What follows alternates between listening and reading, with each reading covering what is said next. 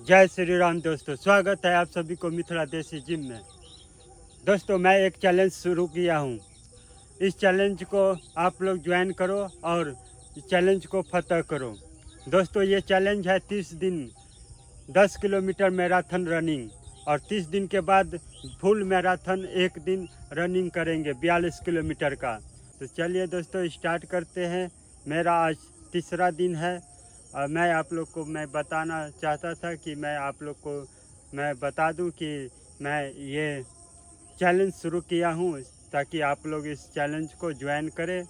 चलिए दोस्तों, तो स्टार्ट करिए आप लोग भी और इस चैलेंज को फतह करें।